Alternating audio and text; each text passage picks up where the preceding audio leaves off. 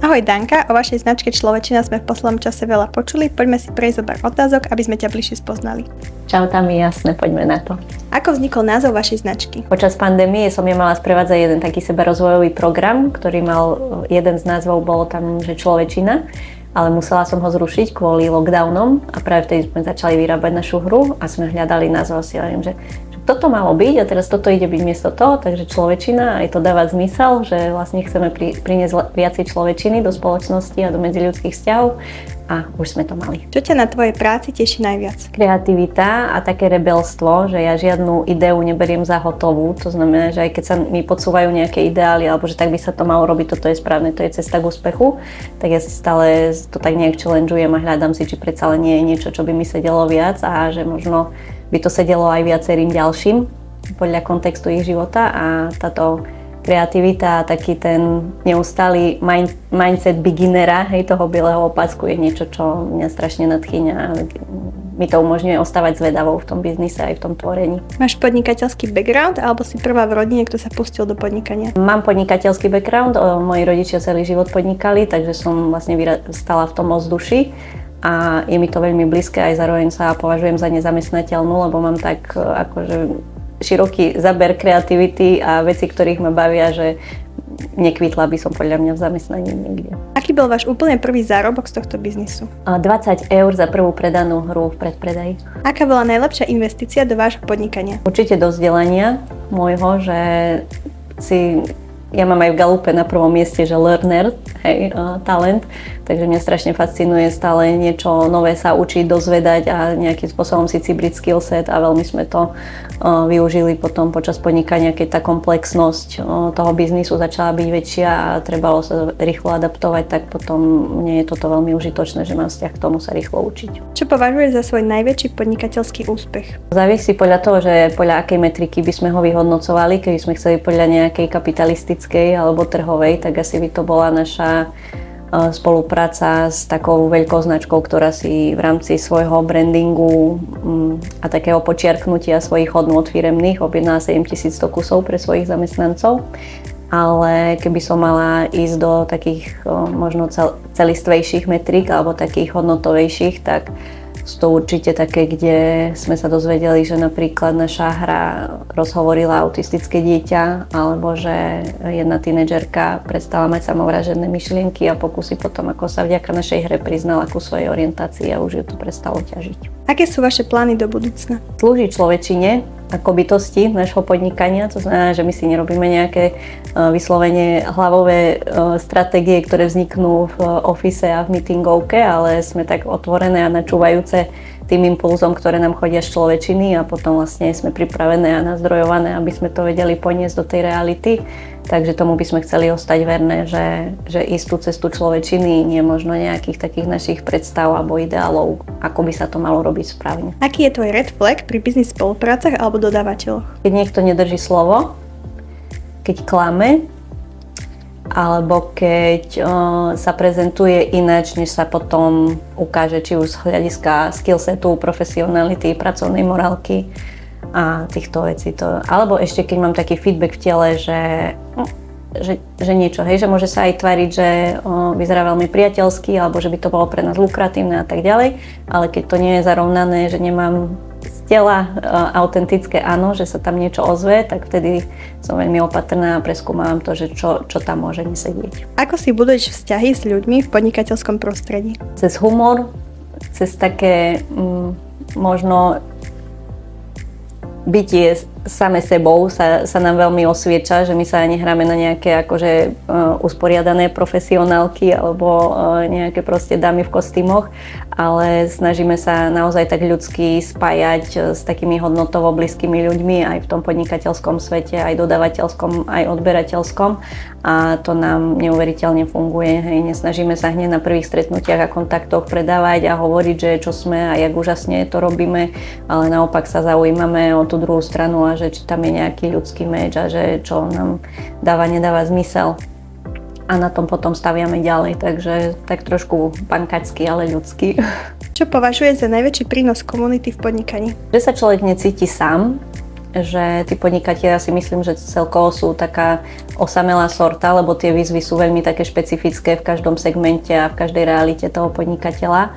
A tá komunita vlastne prinesie viacero takých jedincov, hej, dokopy, kde si vedia vlastne pozdieľať, že nie sú v tom sami, je v poriadku, keď je to ťažké, je v poriadku, keď nevedia, sa vynajdu po ceste a že neznamená to, že sú pokazení, len že majú dosť odvahy, že aj napriek tej neistote to proste idú skúšať. Akú máš rannú rutinu? Moja ranná rutina je, že čakám, kým sa zobudí moje tretie dieťa, ktoré je posledné malé. A keď sa zobudí, tak 20 minút ho objímam a posinkujem a užívam si, že ešte o to stojí a až potom začína všetko ostatné, takže tým začínam deň. Máš nejaký zvyk alebo rituál, ktorý ti pomáha udržať sa v pohode? Taká úcta alebo ctenie môjho aktuálneho stavu, hej, že keď cítim, že sa mi chce pracovať a mám nápad a chcem ho rozvíjať, tak či je večer alebo noc alebo deň, proste dovolím mu sa nejak rozprestrieť a zároveň keď cítim, že potrebujem robiť niečo úplne iné, napríklad brúsiť stôl na terase, hej, čo nejak nesúvisí s mojím podnikaním, ale veľmi to vie pomôcť mojej takej intelektuálnej a kreatívnej mysli si oddychnúť a príde mi paradoxne v takých úplne nesúvisiacich činnostiach potom veľmi často skvelý nápad aj pre to podnikanie, že často počúvame také zaklinadlo, že všetko deleguj, všetko eliminuj, čo proste nesúvisí s tvojím akože core zameraním a rob to, čo má najväčšiu hodnotu pre biznis a tak ďalej. My sme komplexné ľudské bytosti a niekedy aj niečo, čo môže proste zdanlivo absolútne nesúvisieť s podnikaním, že ideme napríklad lyžovať s kolegyňou, hej, a tam na lanovke nás napadne niečo, čo je potom projekt na pol roka, tak to sú proste veci, ktoré nevzniknú z nejakého tlaku alebo rutiny alebo niečoho, ktorú si proste vystávame okolo seba. Vieš si predstaviť, že by si na mesiac úplne vypla od svojho biznisu? Kam by si išla? Stávalo sa mi to a boli to jedné z najskvelejších období aj pre biznis, aj pre môj život, že som nechala vyslovene doma telefón fyzicky vypnutý, že som ho proste nebrala ani aby som ma nekaralo večer si to zapínať a pozerať. Kolegyňa vedela, že môže zavolať mužovi, keby dačo bolo, lebo proste z rodiny sa kamarátime.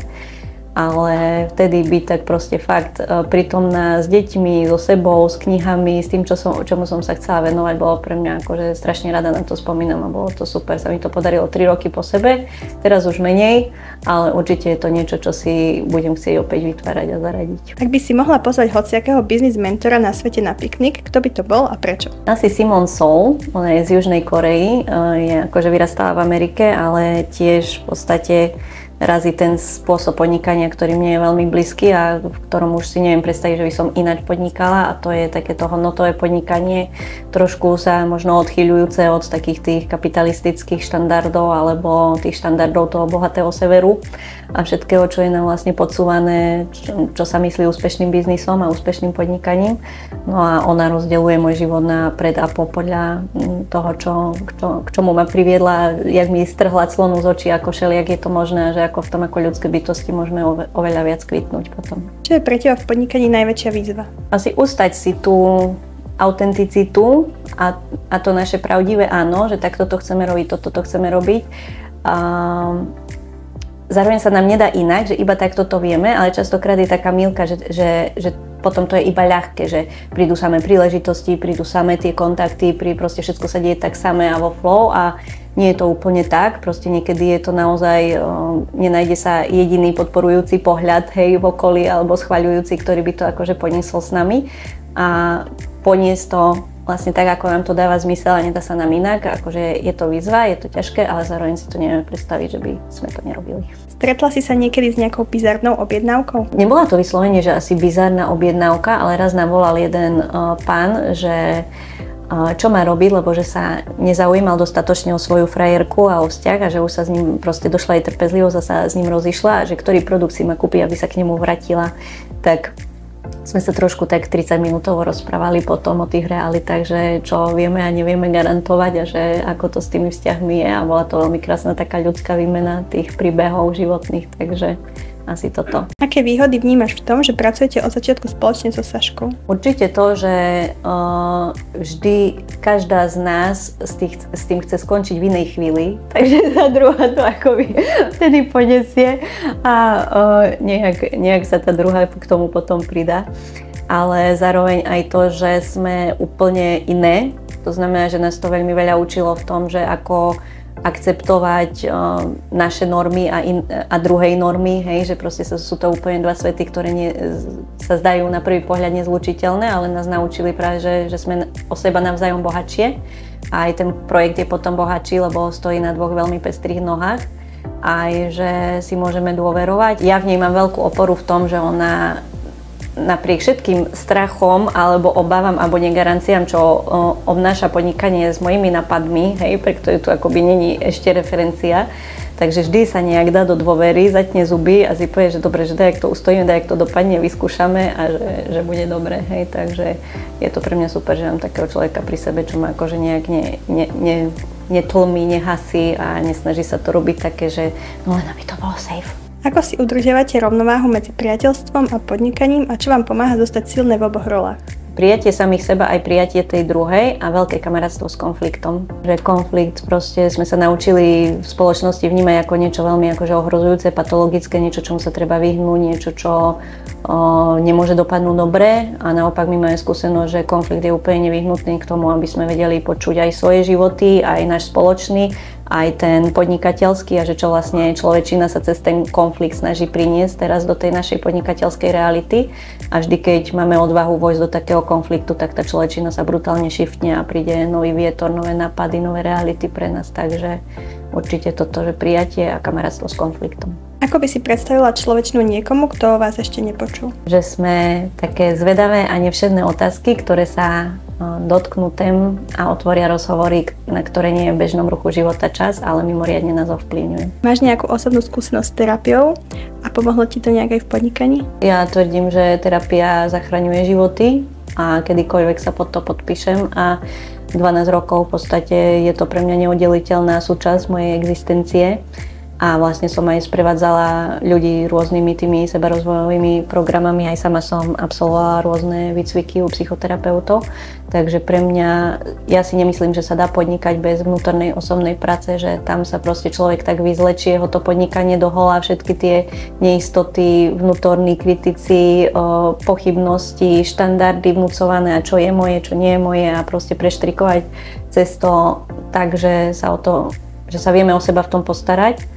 A zároveň si to ustať pred tým okolím a vo svete a spoločnosti chce to obrovské psychologické sily a ja veľmi, veľmi odporúčam každému podnikateľovi, aby potom to siahol, lebo môže mu to dramaticky zmeniť biznis. Ako vnímaš vstup investora do človečiny? No pre nás celkovo Jama Levová bola taká križovatka, taká nová iskra do projektu, lebo my sme vnímali, že proste v tom našom dvojzložení už sme akoby dosiahli ten strop, kde sme sa dve vedeli dostať alebo chceli dostať a keď vlastne prišla tá Jama Levová, tak zrazu aj v nás dvoch sa niečo nejak zakapčalo, nejaký nový istič. Hej, a vlastne tiež kopec produktov nových vzniklo, išli sme do Čiech, rebrandovali sme, máme aj globálnu identitu a všetko možné. Začali sme sa infiltrovať aj do toho biznis sveta, predtým sme boli tak viac, že B2C, zákazníci a knihkupectva, ani knižné oddelenia a tak. Ale vlastne po Jame Levovej sme sa začali aj na LinkedIne, aj na rôznych konferenciách objavovať a spoznali sme neskutočné množstvo úžasných podnikateľov, z ktorých sú naši veľmi dobrí priatelia. A toto nám tiež určite veľmi pomohlo v tom, že vlastne máme rôzne optiky, máme kam sa obrátiť, máme kam siahnuť, keď si s niečím nevieme rady alebo potrebujeme pomôcť. Takže pre nás toto určite bola taká križovatka, ktorá zapálila takú novú vlnu kreativity v človečine. Tvoj odkaz v jednej vete pre začínajúcich podnikateľov? Vykročte a všetko sa naučíte po ceste.